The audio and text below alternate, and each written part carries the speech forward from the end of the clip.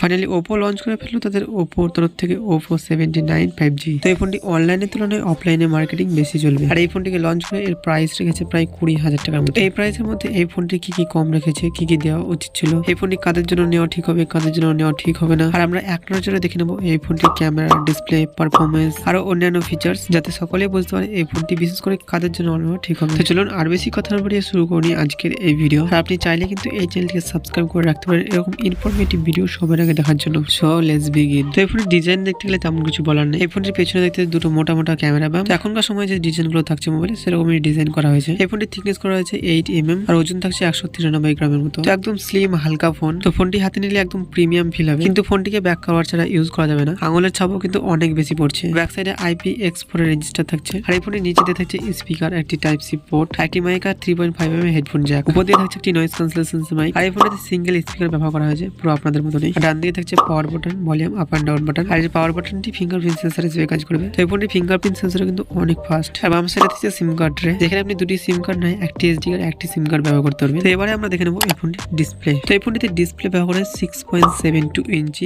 IPS LCD display, আর তার সাথে থাকছে 90 টাচ রিফ্রেশ। তো এই ফোনটি সব থেকে বেশি যেটা খারাপ লেগেছে, 20,000 টাকা দামের ফোন, তারপরে আবার IPS LCD ডিসপ্লে, তার সাথে থাকছে 90 রিফ্রেশ। এখনকার সময় 12-13 টাকা দামের ফোনেও 120 রিফ্রেশ দিচ্ছে। ফোনটির ব্রাইটনেস হিসেবে ফোনটির ডিসপ্লে অতটা ব্রাইটও নয়। এই ফোনটিতে 680 পিক ব্রাইটনেস দেওয়া আছে। তো 20,000 টাকা দামের ফোনে অ্যামোলেড ডিসপ্লে তো থাকেই। তো IPS LCD ডিসপ্লে কেন ব্যবহার করছে আমার তো মাথায় খেলে না। এর স্ক্রিন টু বডি রেটিং থাকছে 86.6%। Display regulation 1080x2400 pixel. আর ডিসপ্লে প্রোটেকশনে ব্যবহার করা হয়েছে পান্ডা গ্লাস। এটি মিডল কাটিং পাঞ্চওয়াল ডিসপ্লে থাকছে। তবে এখানে ডিসপ্লেতে যদি অ্যামোলেড ডিসপ্লে ব্যবহার করতো তাহলে কিন্তু এর ফিঙ্গারপ্রিন্ট সেন্সর কিন্তু ইন ডিসপ্লে হতো, তবে কিন্তু আন্ডার 20K বাজেটের ফোনের মতো লাগতো। তো এই ফোনের ডিসপ্লেতে যা হলো এই ফোনের প্রসেসরে কেমন কাজ করেছে সেটা দেখে নেবো আমরা। অপারেটিং সিস্টেম হিসেবে থাকছে Android 13, কালার OS 13.1। এই ফোনটিতে চিপসেট ব্যবহার করেছে MediaTek Dimensity 6020, যেটা 7nm ফেব্রিকেশন সেভে। এর CPU হচ্ছে অক্টোকর 2.2 GHz। আর এর CPU হচ্ছে Mali-G 57MC2। তো আন্ডার 20K বাজেটের ফোনে এই প্রসেসর তেমন কোনো ফাস্ট নয়। তো 20,000 টাকার মধ্যে এর থেকে ভালো প্রসেসর ইউজ করা যেত। তবে গেম টেমে দেখতে গেলে তেমন কোনো প্রবলেম হবে না, স্মুথলি গেম প্লে করতে পারবেন। কিন্তু আন্ডার 20K স্মার্টফোনের মতো গেমিং এক্সপিরিয়েন্স আপনি পাবেন না। তবে নর্মালি ইউজারদের জন্য একদম পারফেক্ট ফোনটি। আর এই ফোনটি শুধুমাত্র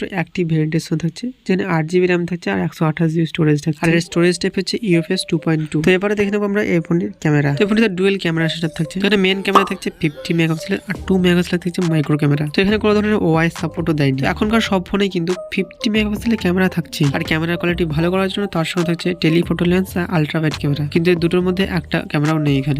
2 মেগাপিক্সেলের ডেপথ সেন্সর না দিয়ে 5 মেগাপিক্সেলের আলট্রা ওয়াইড ক্যামেরা দিলে ফটো কোয়ালিটি আরেকটু ভালো হতো। তো ভিডিও করার জন্য হলে এই ফোনটি আমি একদম সাজেস্ট করবো, কারণ আপনি শুধুমাত্র এখানে 1080p 30fps এ ভিডিও শুট করতে পারবেন। আর এই ফোনটা সেলফির জন্য ব্যবহার হচ্ছে 8 মেগাপিক্সেলের উইন্ডো লেন্স। তো 20,000 টাকার স্মার্টফোনের সেলফির জন্য তো মোটামুটি 32 মেগাপিক্সেলের ক্যামেরা দিয়ে থাকে। তবে এখানে 32 মেগাপিক্সেল দূরে থাক 16 মেগাপিক্সেলের দেয়নি। তো এই ফোন ক্যামেরা নিয়ে নতুন করে আর কি বলবো। ফোনটা ভিডিও শুট করতে পারেন 1080p 30fps এ। ফোনটির ব্যাটারি হিসেবে হচ্ছে লিথিয়াম পলিমারের 5000 mAh এর ব্যাটারি। আর এই ব্যাটারি থেকে দ্রুত চার্জ পর্যন্ত 33 ওর একটি ফাস্ট চার্জার। তো মিনিমাম ফাস্ট চার্জিং এর জন্য 44 এর একটি ফাস্ট চার্জার দেওয়া দরকার ছিল। ফোনটির সেন্সর হিসেবে সব ধরনের সেন্সর ব্যবহার করা হয়েছে। সিকিউরিটির জন্য ব্যবহার করা হয়েছে side mounted fingerprints. Network support হিসেবে থাকছে 5G সাপোর্টেড। কানেকশন হিসেবে থাকছে ওয়াইফাই, ব্লুটুথ 5.3, GPS, NFC থাকছে না, এপিএম রোলিং থাকছে না। এই ছিল Oppo A79 একটি ফুল রিভিউ ভিডিও।